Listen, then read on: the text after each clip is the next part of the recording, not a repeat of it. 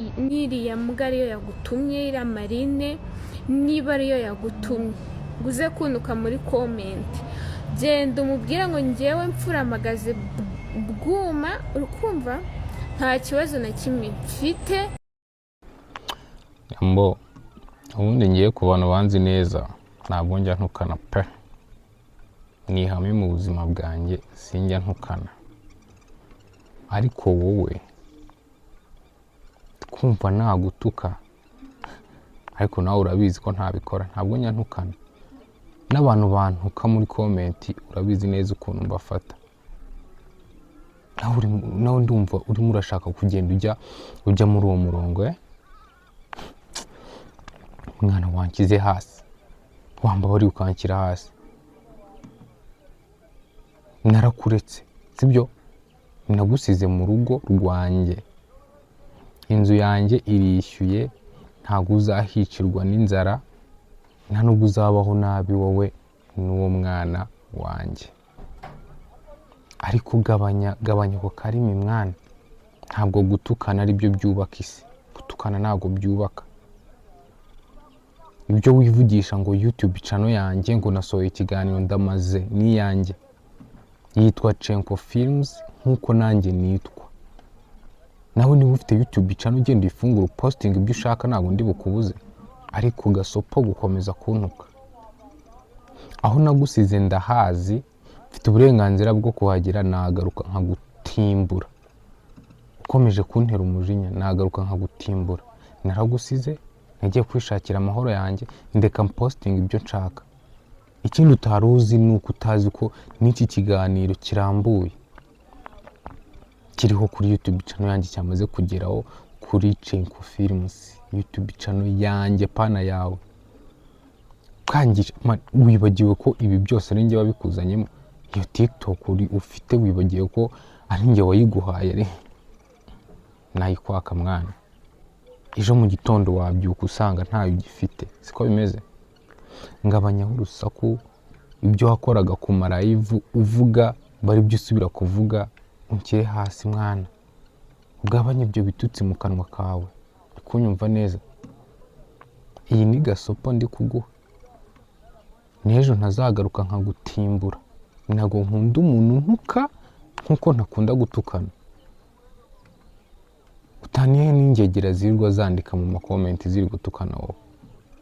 Ibyo bitutsi uri gusohora mu kanwa kawe, uziko wagira ngo ntabwo uri umugore wabyaye, uziko wagira ngo sinzi ikintu uri gutuka icyo ari cyo.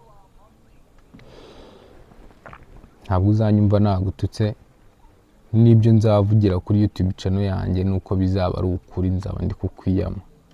Gasopo rero ishyira izina ryanjye hasi, ureke gukomeza kuntuka, kuko nukomeza kuntuka nzarengera pe, nzarengera. Mbabarira, sibyo mbabarira. Reka gutuma twivamo mwana, ihangane ureke gutuma twivamo, kubera ko ntabwo ese wavuze ibintu bizima, ukareka gutukana.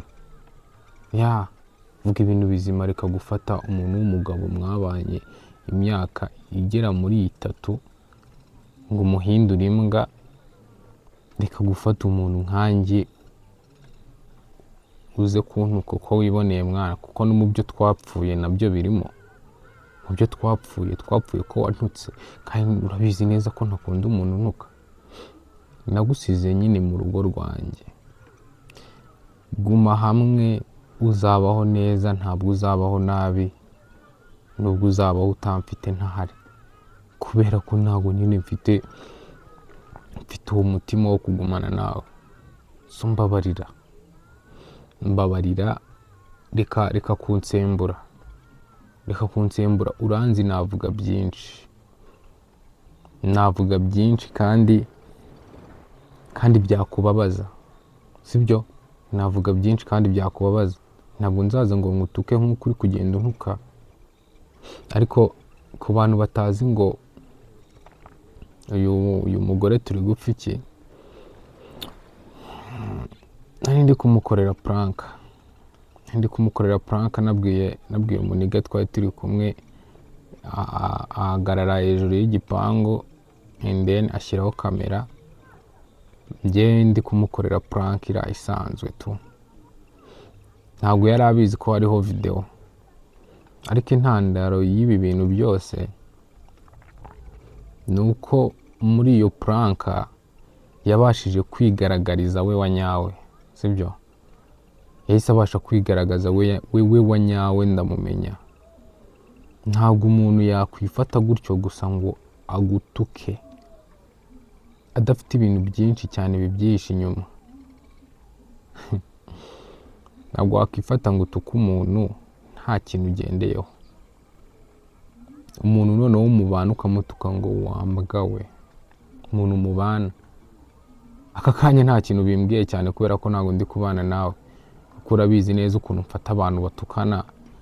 Nawe ni cyo cyiciro wamaze kugeramo mu myanda, you know. Ariko mu gihe mbana nawe kuza kunyitukishwa gasopa, ukifata rero ugatuka umuntu ngo wambwa we. Narabimubwiye ndamubwira ati okay, hano narindi muri prank, ngiriye ya kamera yirebe neza. Ariko nanone wabasha kumbwira impamvu itumye untuka gutyo? Wabasha kumbwira iyo mpamvu nkayumva itumye nyine untuka gutyo? Kuko ntabwo ari ibintu bije ako kanya, ntabwo bije gutyo gusa. Akomeza kubishimangira, ngira ngo muri video ahangaha muri kubyumva.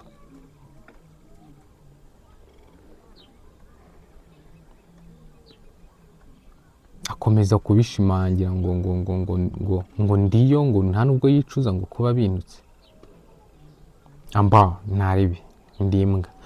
So tubiganireho, ni iki gitumye untuka gutya utaruzi niba ibi byari biri kuri video cyangwa bitari biri kuri video?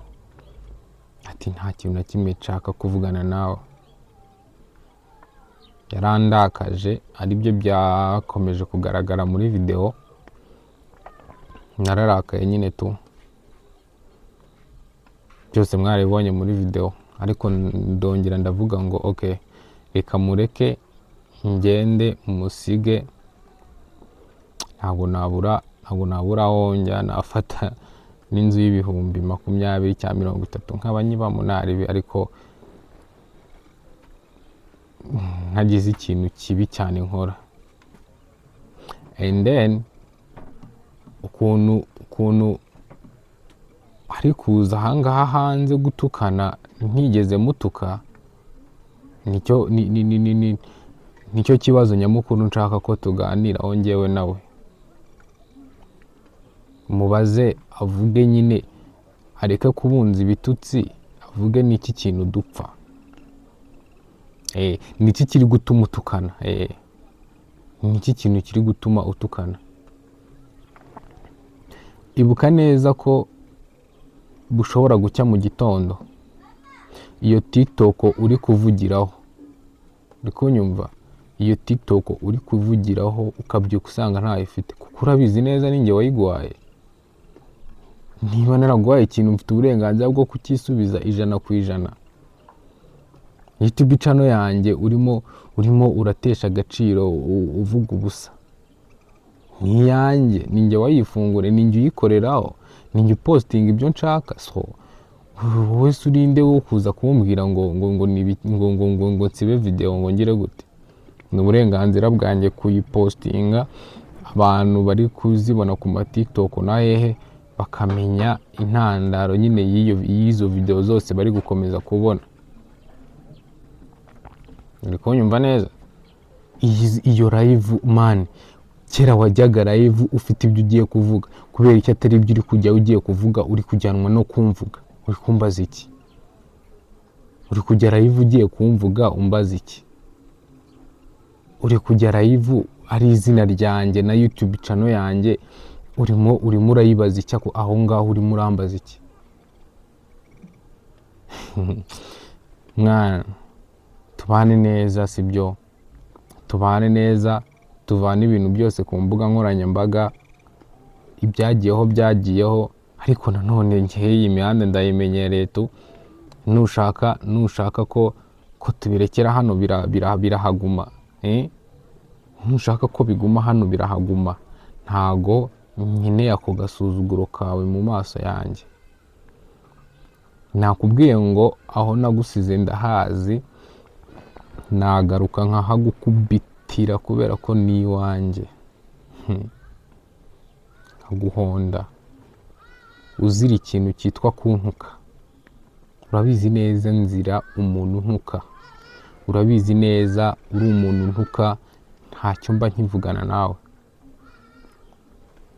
Umuntu ntuka yewe niyo byaba ari ukwandika muri comment uri kuntuka, comment zose ndazisoma, comment zose nzihereza like. Ibitutsi byo muri comment ntacyo biba bimbwiye, ariko wenda ikizakwereka ko igitutsi cyo muri comment ntacyo kimbwiye ni umunsi nahuye nawe ukaba ubizi neza ko ujya untuka, nkaba mbyibuka neza ko nawe nyine ujya untuka, nibwo uzabona ko burya umuntu untuka nta gaciro aba mfitiye imbere yanjye. Nta serivisi n'imwe nshobora kukwaka nkuko nawe nta n'imwe ushobora kunyaka. That's it.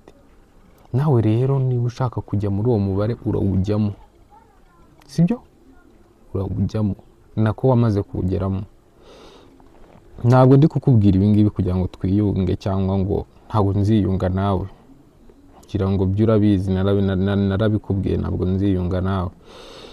Ariko nanone nutagabanya ibyo bitutsi urimo urantuka, nzakwereka nyine to urimo urampiga. Iyo ugiye kuri kamera ugatera kamera ukicara kuri TikTok naguhaye ukantuka, uba urimo urampiga, ubwo ufite ikintu ushaka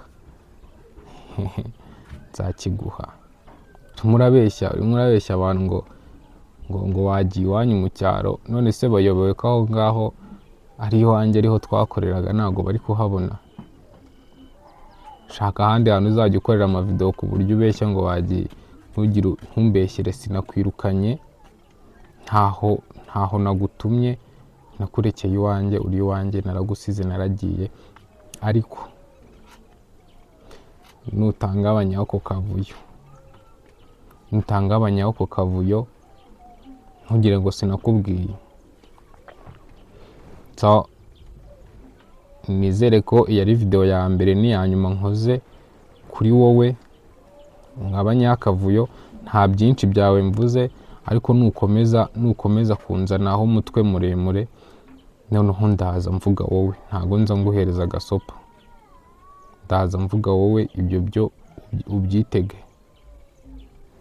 Reka nkureke nikorera ibyo nkora, nigire mu kazi, nizere ko ibyo nkubwiye ubyumvise.